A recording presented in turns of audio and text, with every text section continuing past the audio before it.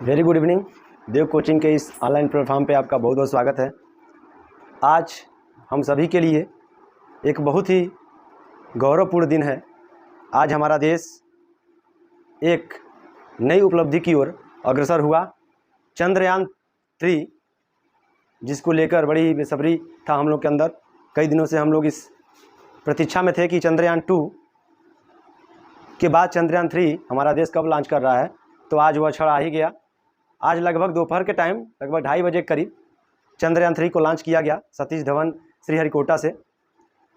बच्चों, ये चंद्रयान को लॉन्च करने का उद्देश्य क्या है, आज हम इस बारे में आपसे कुछ अपनी जानकारी साझा करना चाहते हैं। उम्मीद है आप इस जानकारी से खुश होंगे जानकर। बच्चों, ये चंद्रयान 1, चंद्रयान 2 और इस बार चंद्रयान 3, ये तीनों मिशन में क्या डिफरेंस रहा, क्यों चंद्रयान 2 के बाद चंद्रयान 2 लाना पड़ा हमें और चंद्रयान 3 के बाद चंद्रयान 3 क्यों लाना पड़ा। सबसे बड़ी बात, चंद्रयान क्यों लॉन्च किया गया, चंद्रमा के बारे में जानकारी लेना है। बिल्कुल वैसे ही बच्चों जैसे हम अपने पड़ोसियों की जानकारी लेना चाहते हैं, उनके घर में कौन कौन से लोग हैं, कैसी व्यवस्था है, उसी तरह से चंद्रमा आपको पता होना चाहिए कि पृथ्वी का एक उपग्रह है। बिल्कुल उसी प्रकार जैसे हमारे पड़ोसी होते हैं, तो जिस प्रकार हम उनके बारे में जानकारी रखना चाहते हैं, तो अपनी इस उपग्रह के बारे में भी हमारे अंदर ये जिज्ञासा होती है कि जाने कि चंद्रमा पे क्या है, वहाँ का वातावरण क्या है, वहाँ के स्थल के बारे में क्या जानकारी है, वहाँ पे पानी है कि नहीं है, वहाँ पे वायुमंडल जीने लायक है कि नहीं है, वहाँ कौन कौन से केमिकल्स उपलब्ध हैं। तो इस बारे में जानकारी लेने के लिए हम चंद्रयान मिशन को लॉन्च करते हैं और इसी जानकारी के लिए हमने तीनों चंद्रयान मिशन को लॉन्च किया था, तीनों प्रकार के। हमें ये डिफरेंस बहुत ज़रूरी है जानना बच्चों कि इन तीनों मिशनों में अंतर क्या रहा, क्या कमियां रही, कहाँ से लॉन्च किया गया, किसने लॉन्च किया, किस रॉकेट के द्वारा लॉन्च किया गया। आइए मैं इन तीनों चंद्रयान 1, चंद्रयान 2 और चंद्रयान 3 के बारे में आपको कुछ जानकारी साझा करता हूं। देखते हैं, मैंने ये 3 कॉलम बनाए हुए हैं, चंद्रयान 1, चंद्रयान 2 और चंद्रयान 3।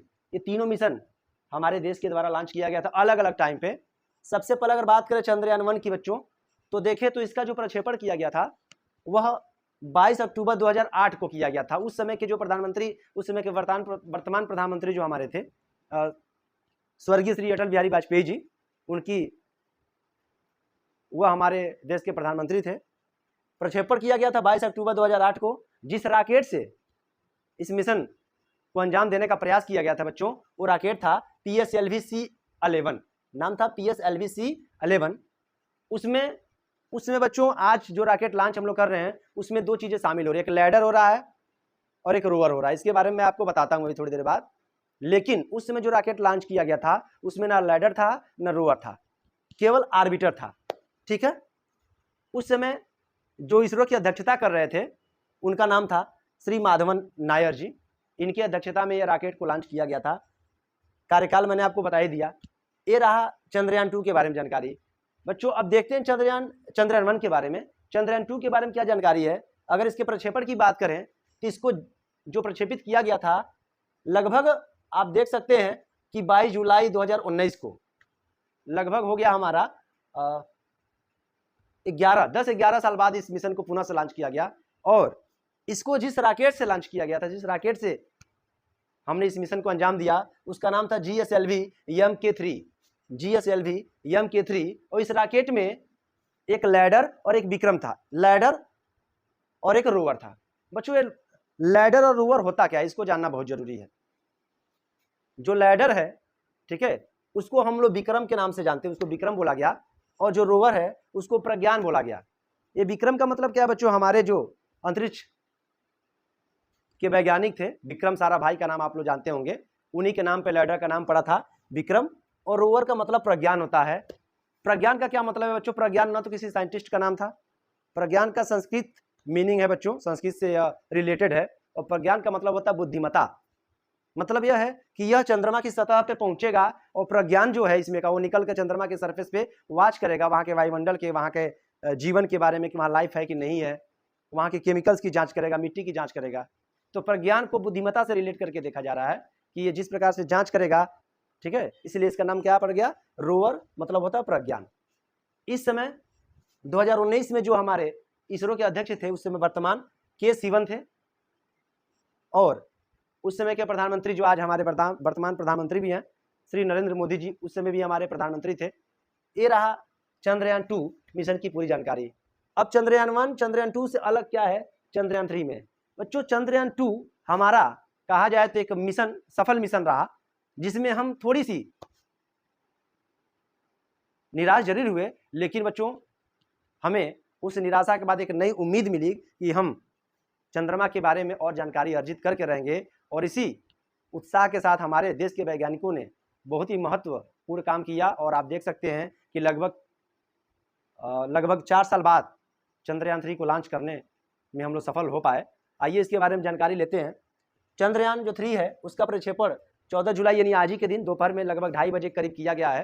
ठीक है, 14 जुलाई 2023 को किया गया है। जिस रॉकेट से इसको लॉन्च किया गया बच्चों, उसका नाम है LVM-3M4 और इसमें भी वही लैडर और रोवर हैं। लैडर का नाम विक्रम है, रोवर का नाम प्रज्ञान है। और इसकी जो अध्यक्षता कर रहे हैं वर्तमान जो हमारे अध्यक्ष हैं इसरो के, आप जानते हैं भारतीय अनुसंधान केंद्र, जो अंतरिक्ष अनुसंधान केंद्र के अध्यक्ष हैं, उनका नाम है एस सोमनाथ। और आप जान ही रहे हैं बच्चों, श्री नरेंद्र मोदी इस समय भी हमारे देश के प्रधानमंत्री हैं। तो देखा जाए तो ये तीनों मिशन काफ़ी महत्वपूर्ण हैं हमारे लिए, हमारे देश के लिए। और हमें उम्मीद है कि इस मिशन से हम इस बार जरूर सफल हो पाएंगे चंद्रमा की कक्षा में उतरने में, चंद्रमा की सतह पे आने में। बच्चों चंद्रयान 2 मात्र चंद्रमा की सरफेस से 2.1 किलोमीटर ऊपर रहा जब हमारे उस रोवर से कनेक्शन टूट गया, लैडर से कनेक्शन टूट गया, पृथ्वी से संपर्क टूट गया था। इस बार हम पूरे उत्साह के साथ आगे बढ़ रहे हैं। और बच्चों आप देख रहे हैं लाइव टेलीकास्ट भी चल रहा है इसका, तो आप लोग भी देखा करें कि कैसे हमारा चंद्रयान 3 मिशन लॉन्च हुआ और कैसे यह धीरे धीरे चंद्रमा की कक्षा में प्रवेश करने का प्रयास कर रहा है। और यह कुछ ही दिनों बाद यह चंद्रमा की सरफेस पे उतरने जा रहा है। इसकी सफलता के लिए हम लोग कामना करते हैं और हमारी शुभकामनाएं हमारे देश के वैज्ञानिकों के साथ है। बहुत बहुत धन्यवाद।